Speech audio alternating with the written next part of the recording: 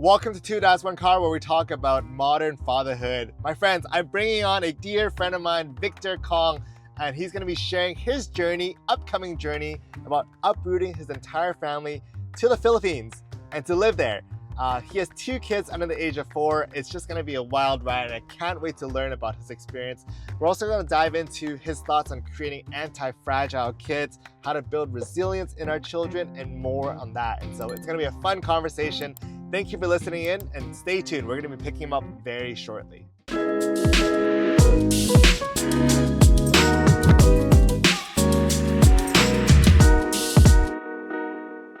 Hey Victor, so glad to have you. So great to see you in person. It's been a long time. Why don't you start off with a background behind your family, number of kids, rough ages, and we'll get it started from there. Sure. So I have 2 lovely kids. My daughter, her name is Aspen. She's 4 years old.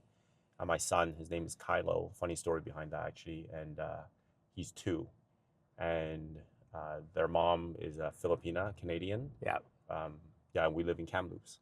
Love it. And you and I first met when we were both moved to Calgary together back in the day. Yeah. Back in the day. Yeah. Back in the day, we were downtown and just exploring life together and doing all that fun stuff before kids. And now to be back together, now as dads. In a nice car. Yeah. You're looking ripped, which is very amazing. We'll dive into that a little bit more. But love to kick it off with, like, what is an unspoken truth about parenting or about fatherhood that's not shared as widely that you think could be use some extra light and extra attention? Well, I tend to see my role as a father more about preparation than protection. That's just something that comes to mind when you said that. And because I feel like we're in this world now where there are many reasons to be worried about things, whether it's like social media, AI, the economy. And, rather than kind of shield my kids from those things, it's kind of my idea to just prepare them for it. And we plan to do that by making their lives uncomfortable. I don't mean like, making them sleep on the ground, but like with intentional discomfort to help them develop agency, which I think they're going to need. I love it. Okay, let's dive into this. And you mentioned not sleeping on the ground, but what does that look like? Well, yeah, this might be spoiling it here, but we're moving to the Philippines next year. We live a very good life in Canada. Yeah. And we're going to move to the Philippines, just kind of cold. And I think that whole journey will be a little bit uncomfortable because it's hot, society is slow, everything's unfamiliar. And it's not really designed to be a test for my kids. I do want them to have fond memories. We're not going there to make them suffer. But I think just instilling this idea of intentional discomfort very early on for them, for my daughter to be in a classroom and have to be a little bit more aware than the locals, just go like, hey, I'm in a new environment. Very much like, I don't know, Stephen, when you came to this country, were you born here? I was born here, but Okay. I've seen friends who've had to adapt, yeah. Yeah, so like I came here when I was 10 and I didn't even know ABCs. Yeah. Right? So, but that, I like to think everything I was able to achieve today started way back then. Just becoming an adaptive person, reading the room, things like that. So I guess, you can only parent based on the experiences that you have. And so I was very uncomfortable as a kid. So I kind of want to recreate some of that, Oh, and sure, it worked out really well, right? And so it's super fascinating. And just to give the listeners some context, Victor started recently this year, a thriving like Instagram channel called Victor's Free, right? Yeah, Victor is free. Victor's Free, and it's just taking off. And I love the videos, just talking about your journey in a year and just posting videos about it, right? Yeah.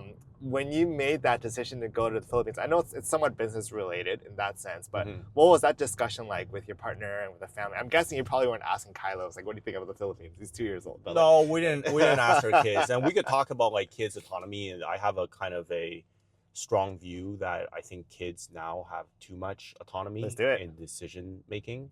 And that can lead to setting up expectations that are too high and unrealistic in life later.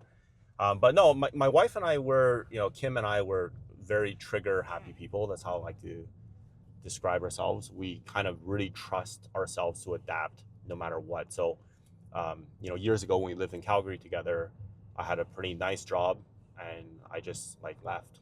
because I said, let's go. And then we Yeah. moved to Scotland, and we picked Glasgow, Scotland, because there was no finance jobs there. So I couldn't revert when I got nervous.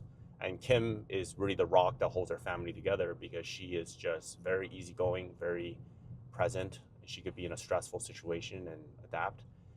So the conversation was really just we were looking for schooling options for our kids here. And there was the public schools and the private schools. And mainly we just wanted to curate an intentional experience. And we just didn't find that many options for us. And then we thought, well, why don't we just move to a different country? Because we did that in Scotland, in Europe, and that was really life-changing. Why don't we just do that with them? And then it was basically like a 30-minute walk, and we just said, okay, let's do it.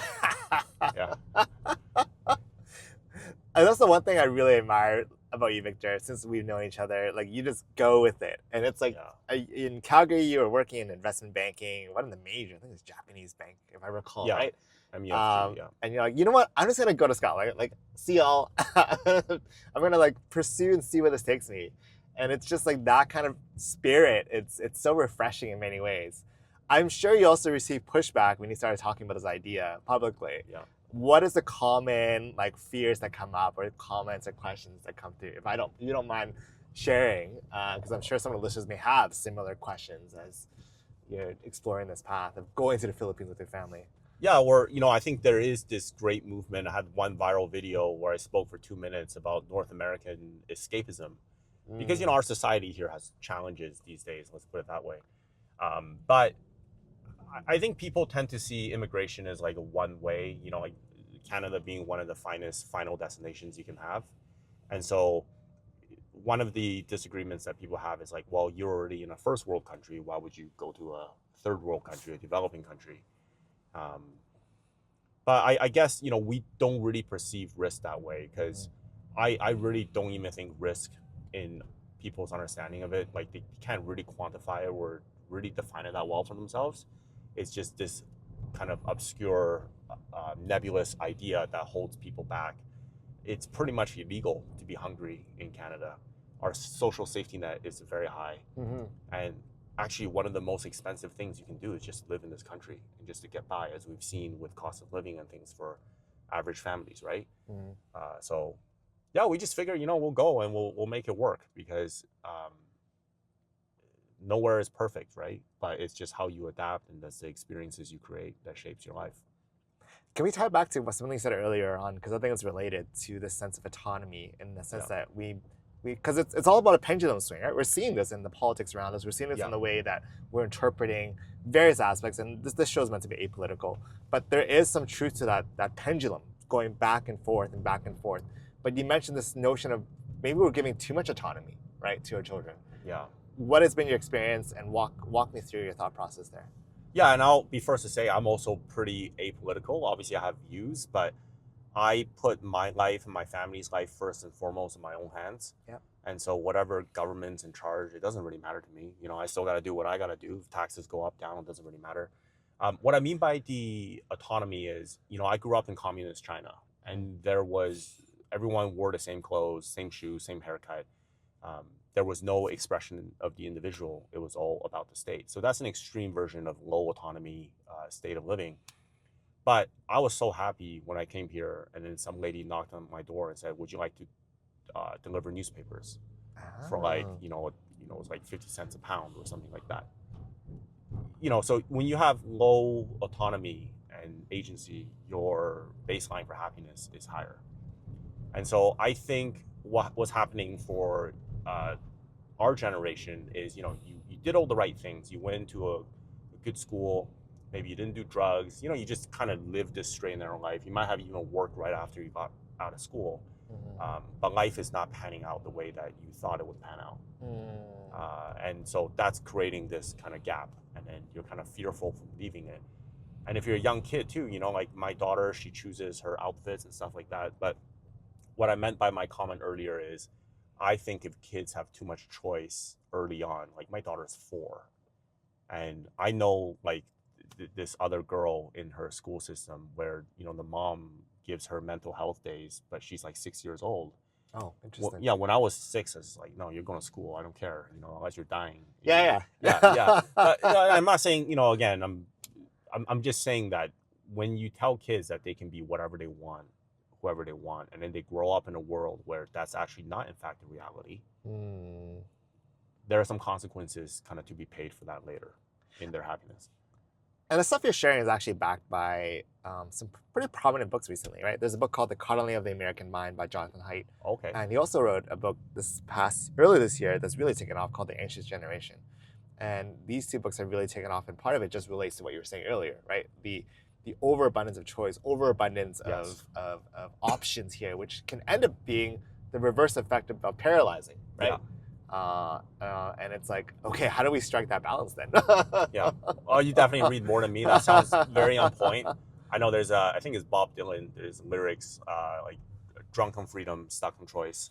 It's that same idea, right? And in some ways, like going to the Philippines, we have less choice there. The economy it's much slower. I'm gonna get hate for saying this, but like internet isn't that fast in certain areas. Sure.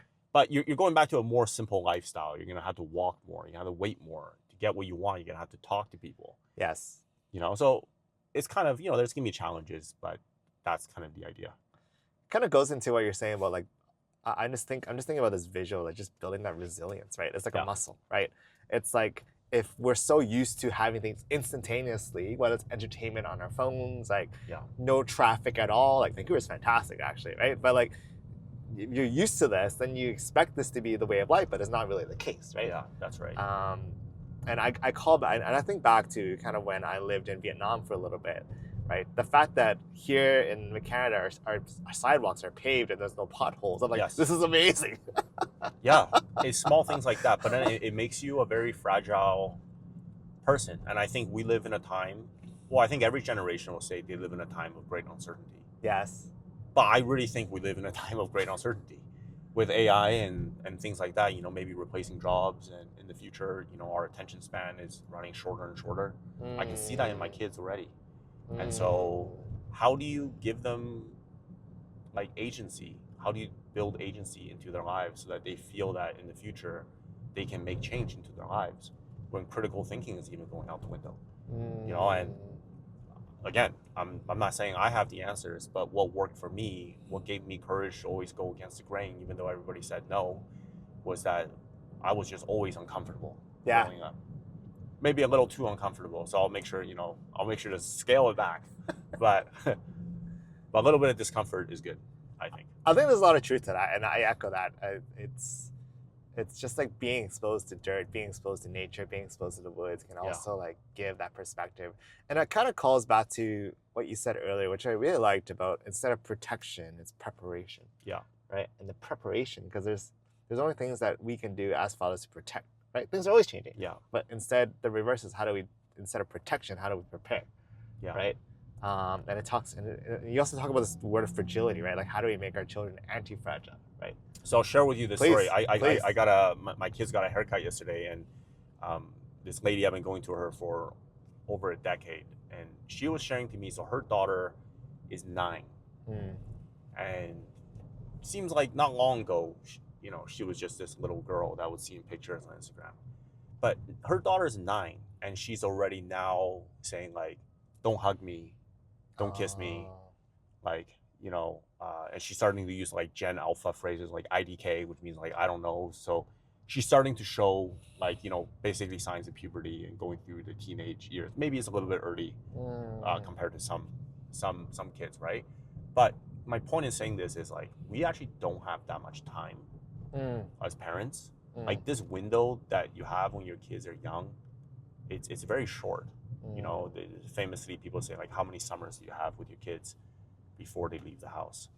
So that's why I feel like this is my duty in this time to prepare my kids for the future. And if I just spend all this time like protecting them, I'm gonna miss that window. Yes. This really resonates. I'm so glad we're kind of diving into this. As you know, as the listeners know, I'm about to add a second addition to my life. I'm sure it's gonna be chaos. what are things that are unspoken about having a second? I'm asking because we are tracking very similar journeys. Yeah. Though you had your second a little earlier, but what is something unspoken that? You know what? I think people have seconds and they go, maybe I can have a third, because I think the second is it's a test of yourself and then of your marriage or your teamwork, right? So I think for us, the biggest thing that we noticed right away was instantly we basically had very little time for ourselves. And a lot of parents would tell you that because, you know, kids nap and stuff like that, but now the naps are not overlapping. The kids aren't like napping at the same time. So you used to get 45 minutes twice a day where you could like scroll through your phone or go for a run or do whatever you want. Now that's kind of out the window. So if you want to be defensive about your lifestyle, you have to do it in a really aggressive way. You know, for me at work, I started just missing meetings, not even by choice in the beginning. And I started to miss client calls, and it led me into very like aggressive delegation because there was just nothing I could do. And then it actually turned out okay. And obviously working from home and stuff helped like that. But, you know, I don't have like the playbook on this. I think obviously every family, every union is different. But know that what you want, you know, for me, it's like, well, I still need to go to the gym. I still need to go for runs, and my wife's the same way. So we just design a life to make sure that happens. How did you carve out that time for yourself? Was it like you waking up earlier? Was it like? Yeah, well, that's part of the reason why we moved to Kamloops. Yes. Because when my wife was pregnant with Kylo, we were every day spending an hour and 15 minutes round trip taking Aspen to daycare.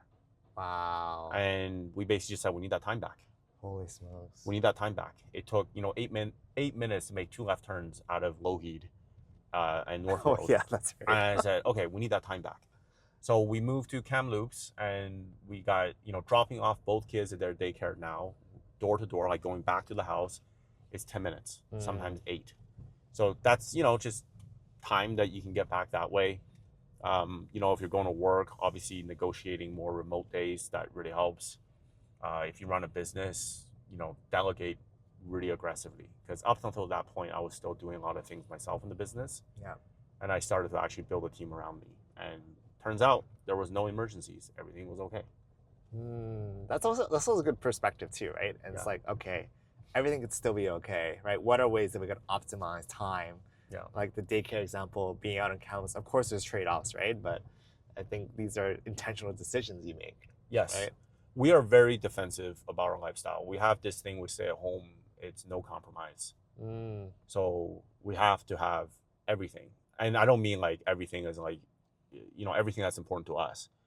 And so health and fitness, that's number one. Like my wife and I compete on who has a lower resting heart rate. I love it. Are You know, 30, 20? No, I'm like 47 7-day average, but like Nice. we always compete. We send each other our sleep scores in the morning. You know, so that's like just what we obsess over. Yeah. And you know, for other people is doing different things, you know, listening to music, watching movies, having these things, and that's fine. And yeah, and we also delegate in the sense like we hire a cleaner, just someone in the community. It's not like a cleaning company, you know, that can get quite expensive, but just recognizing that, hey, it's okay to spend money on these things because your life is different. Like you can't expect to have 2 kids and still do everything you did when you had 1 kid. Like something's gonna give, right? So we do that, and that was a big life changer too. Just so when we finish the day in our work, we come back upstairs and the house is clean, it's tidy.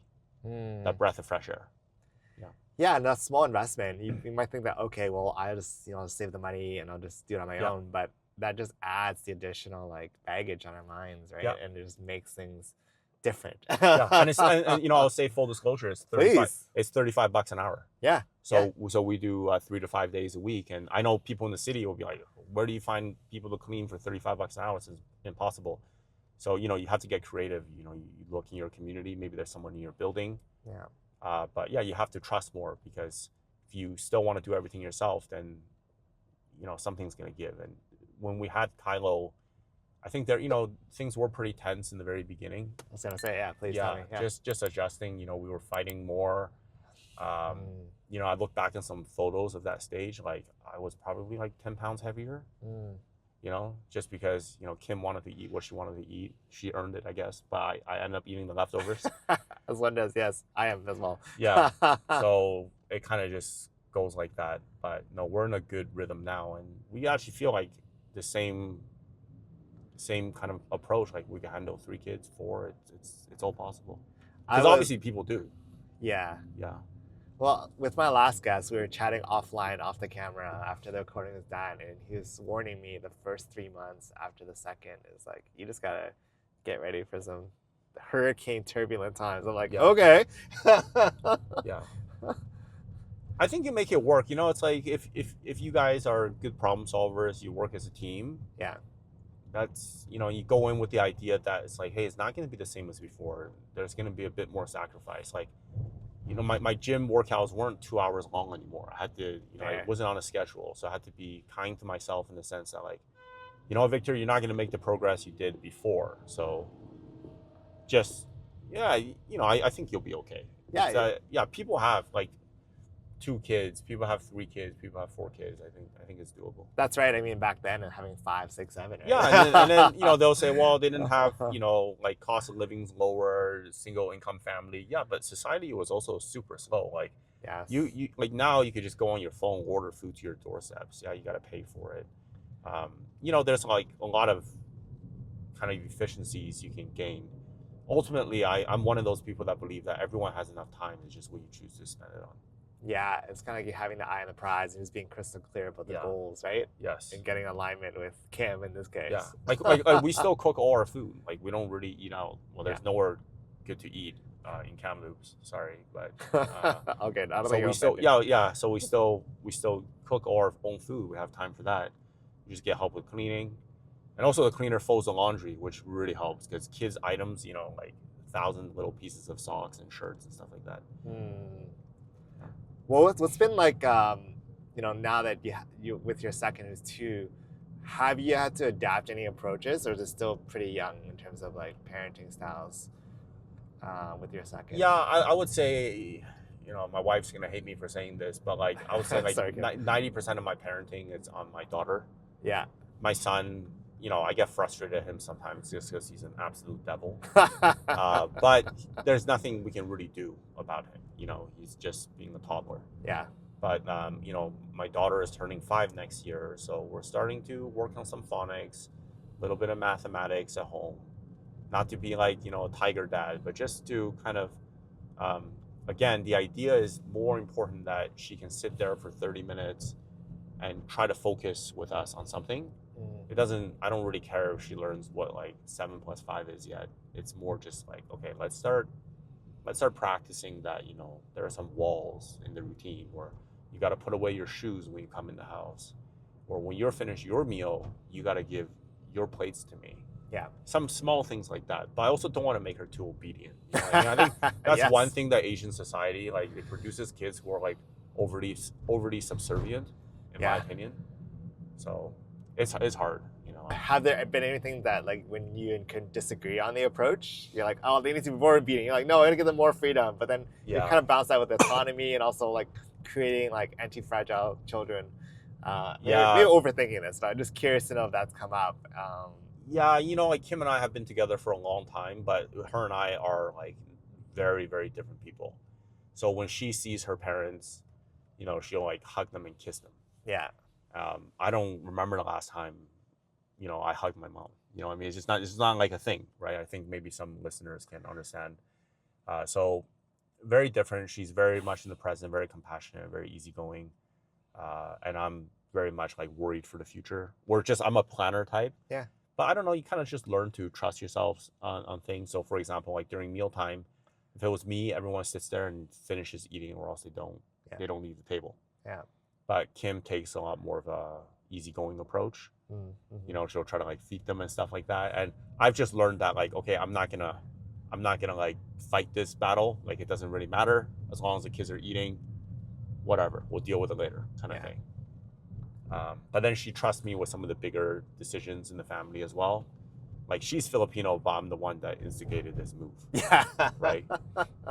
What are your thoughts on this? Has been a theme that I've been like really thinking about in the last few months, especially with the rise of advent of technology, AI, and beyond. And we kind of touched upon it earlier on as well too. Yeah. But where do you think we're going as a community, and how do we ensure? Like, are we worried about how that impacts our children's health? Right, when it comes to things like AI companions, technology, and you and I are very tech forward. That's kind of why I want to ask you this question, because you leverage technology for producing your content.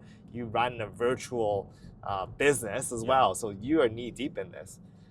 So curious to get your thoughts on where things are heading and how it could impact our children's health. Like, what are some guardrails that you put up in place? Yeah. So yeah, it's a great example. So for example, I'm posting on social media. Very common question. Are you going to show your kids? Oh. Right? And personally, I actually don't think it's a big deal. I know I'll get shamed for it, but my own philosophy is I don't think it's a big deal because, yeah, maybe some creep is saving photos of them, but they can't hurt them physically. So a lot of this is, in our heads, but I think it's a perspective we choose to take. So for example, when I started posting, I had these worries, and I was saying to my business partner, like, oh, this is so cringe. Like, I'm spiraling, I'm getting hater comments, and, I'm sure you can understand this whole dynamic of posting something. Sure, I go, do I take it down? Do people like it? What did I say there? Why'd you say that, Victor? And then he said this one thing to me, which was really profound. He's like, cringe? What are you talking about? How cool would it be in a couple of years when your kids can look on the phone and see this catalog of this journey that you guys took to move countries? It's like rich media. And so, but this person that said this, he's just a super optimist. Yes. He's just a happy guy. Yeah. And nothing's going to stop him. I mean, he's had setbacks in business and in life, and he just keeps going. Yeah. So I really think it's one of those things that, like, you get the outcome that you view, So I'm not worried about AI. I'm not worried about social media, because I plan to put my kids right through all of it. You know what I mean? Like, I don't plan to shield them from any of it, but I will be there with my wife, to support them, to help them understand it, because it's a reality. Like, you can't get around it, So that's me. But part of that, it's like, okay, they have to grow up with a lot of agency and perspective. They have to have self-awareness. And to do that, maybe they need to be bored. Maybe they need to be in an environment where it's more human, community-based. Yeah. And hence our move. I think there's a lot of great themes to pull from there, right? Because you mentioned the human aspect, community base. I think often maybe that feeling of boredom, right? Like, when was the last time we felt bored, right? And actually, this feeling of boredom is fantastic, right? It's like, really when they come to you, it's like, yeah, that's the time for our brains to really start processing everything that's happened. Yes. Right? Create these ideas. Yeah. Because we're just inundated with noise and information and. Yeah, and I mean, we fall for that too, because, like, we can see when our kids are bored, and sometimes we just want to, like, throw them something. Yeah. Like, here's an episode of this, or here's a toy, or let's do something. We'll have to fill their day with activities. But it's also okay, because, what I've seen with my kids, they're starting to play with each other now, which is really sweet. I just leave them alone and kind of ignore them. Yeah. Like, they go, daddy, look at this. And I just ignore them. I just ignore them for a while, which, people nowadays will say, no. They kind of just start playing with each other, and they start just pick up random objects and start play pretend. Yesterday I saw my son, he was like holding two different slippers, and he's like battling. And I was like, okay, great. And boredom created that outcome. Yes. Yeah. I really like what you said there, right? Because it was like daddy, then you become the source of entertainment, and you become a court jester, basically. Yeah. Right? Like, that just, you end up being the default. Yes. Yeah, I think, I think this is why a lot of immigrant children are very resilient, just because they grow up in a culture, and then, once you move to a new country, your parents have to work, and you kind of just figure all this stuff yourself. Yes. Not a lot of support in some sense, so again, it is a spectrum, it's a pendulum, like you say. But you do have resilience. Like, you can figure out your life, and you can navigate it. You have agency. So that's like my favorite word this year, agency. Agency, all right. I just love it. What is it about agency that became the word for you this year? Well, I think So agency just, not to be condescending, but for people who are not aware of the word, it just means the feeling like that you have the ability to make change in your life. Yeah. And and I just think that's the most important skill set anybody can have, or the most important quality, because then it doesn't really matter what position you're in. You're going to be more likely to become a fulfilled and happy person and view that situation the best lens possible. Right? Because obviously we know people who are making tons of money who are not happy, people who have no money who are happy. And so it's like, what's the difference? Well, it's like somebody who has a lot of agency and can take control of whatever circumstances they have available to them, they're more likely to succeed in their own heads, right? I just have these like visuals as you're kind of talking about this, right? Because part of agency is, imagine you and I are driving this car, right? Yeah. Is the ability to turn the wheel, to navigate. When you don't have agency, it's like, I thought we were self-driving.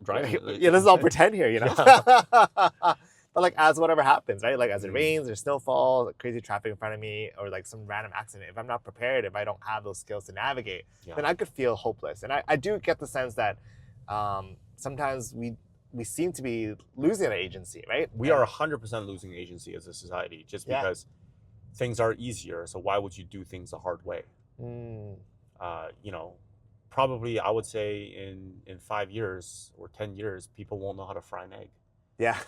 Right? Like, why would you need to own pots and pans when you can just order all this stuff? Well then, I don't know, you start talking about humanity at that point, right? Like maybe like the philosophy of living and what that means. So I think maybe one way to get more agency is just force yourself in a more rudimentary environment. Yeah. But you can't fight that change forever, right? Like Asia is highly developed. I mean, when I say I'm moving to the Philippines, some people might think I'm going to live in straw huts and things like that. In the backwaters. With the beautiful beach. Yeah, no, they got buildings there that are like, built on wheels, earthquake proof. They're way taller than anything we have here in Vancouver. Yes. So, Asia is very developed. So it's but part of that is for them to see the real world too, right? Because they have, unchecked income disparity and things like that. It's also like a nice like perspective as well too, right? And also as a way to grow as a family, and also like knowing that you could adapt anywhere if you landed there, right? And it just builds, like, goes back to what we were saying earlier. It's not protection, it's preparation, right? And if you have that ability to do that, like, by all means, right? One thing I say too is like I'm making this content about moving there, but sometimes I wonder what I need to make content about, because we're not even really doing that much research. Like when Kim and I go to a restaurant, I don't even look at the menu. I tend not to look at the menu because it stresses me out. So she just picks something, and if the food's bad, it's bad, and it doesn't really bother us because it's not because we have a lot of money. It's just we see the experience of eating out as the goal being not just getting a good plate of food that exactly what it looks like from some Instagram pictures. And I think that's what's taking happiness away from people as well. Like everyone's trying to replicate every single photo that someone else took. Replicate, going to the same ice cream stall or the same trendy restaurant, taking the same photo. So it's like, do that 100 times and see if you feel any better. Of course, you're just repeating the experience that somebody else had, right? Yeah. So I think the point is uncertainty. And uncertainty is the path forward, right? Uncertainty is the unlock. Yes, right? It is the unlock. It is the hack that everyone is shying away from. But I think, think about your best memories at a restaurant with your friends, your buddies. It's usually the time when, like, you guys are laughing so hard because you order something that's totally not what you imagined. Yes. Where you got ripped off, where you got stranded somewhere. Those are your lifelong memories, not when everything went perfectly according to plan. But we like to plan things now. I think people like to architect their life, and partly maybe because people's resources are finite. So it's like, hey, if I'm going to pay $28 plus tips for a burger and fries, then it better be good. So I get that too. But it seems like, people, if we have more spontaneity in our lives, it's a good thing. Yeah, and it's the spontaneous adventures that are the most exciting adventures. And we just go off to, in Asia, just to random alleys. Like, whoa, like, this is one of the best pho I had in the city, right? Yes. But it's that surprise expectation piece of it, versus trying to recreate this expectation that this photo is supposed to be this way, or even like taking, kids out, as in like tying it back to fatherhood, right? You take the kids out to what should be a magical experience in Disneyland, but there's a reality. It's just chaos. Yes, it's chaos. It's organized chaos. It's a factory, right? Like, hey, stand here, line up here, and do this. Yeah. So you know, to each their own. And obviously, not everybody can make a move like that, and it's not even, you know, psychological. It's just people have to go to work and things. My business is there, but I really think people should just try and, like, you know, go to a restaurant and don't check the reviews before you go, and like ask the server what he or she recommends and just roll with it. Yeah, and it's like if Yeah. any case, that's a much more freer way of living, right? Yeah. As well. I know whatever comes, just be like, aha, that was fun, you know? Yeah. I love it. Well, as we kind of round the corner here, Victor, what is something that you're looking forward to this next chapter of fatherhood for you? You know, I really think it's important for parents to grow along with their kids. I grew up in a household where it was very much like, I'm doing this for you, I'm sacrificing this for you. And I feel like that type of narrative, you know, there's a lot of like resentment in it. And I don't really believe it. Like I said earlier in the call, I intend to compromise nothing. So we intend to be very fit with low resting heart rates and good sleep scores. And we intend for our kids to have adventures, but it doesn't mean that we have to be sitting on the side, bored out of our minds, scrolling on our phones. Yeah. So we want to have those adventures too. And I think you can have it all. Well, I'm excited for those who want to follow on Victor's journey, we'll drop the link in the description. I think it's at Victor's Free, right? Yeah, if I know Victor's if Free, that's yeah. the handle. But excited to follow along on your adventure as you kind of go explore. I know you're heading to the Philippines this weekend. Is it just for a couple days or? This is for 3 weeks. 3 weeks. It's a little recon trip. Yeah. Make some content, and then we'll go again for the full move next year. And we might be back as well. We don't know. We don't really plan. We just just go with it. Well, I appreciate having someone like you in my life to give that refresher of breath air about these ideas, because it encourages others to kind of try, and this is what it's all about. But with that, Victor, I appreciate you for coming in, joining us on Two Dads, One Car. We'll do a debrief after this, but it's been such a joy to have you here on the show. It's a pleasure. Thank you very much. Awesome, buddy. Yeah, thank you. All right, friends, that's a wrap. That was such a fascinating conversation with my friend Victor. It's been a long time since we've caught up in person, and just to hear his thought process on creating anti-fragile children. I love it. I love how he goes deep into that framework about, instead of protecting our children, how do we prepare them? How do we use moments of discomfort to kind of help build that resilience? I just love the mentality. I love the swagger that the conversation brought in. It was such a refreshing outlook. And so, Victor, thank you so much for joining me on Two Dads, One Car. I'm wishing you the very best with your family's trip to Philippines and relocating there. Can't wait to follow your journey. Maybe we'll do a follow-up episode in Manila. That would be something wild. But if you all took something from this episode, I encourage you to share with other friends. Give it a like, give it a subscribe. We're on Apple Podcasts, on Spotify, on YouTube. I'd love to hear from you one-on-one, so find me on LinkedIn. Just love to chat and gotta get to know you as well. And with that, thank you all so much for listening in. We'll chat soon at the next episode. Cheers. Bye.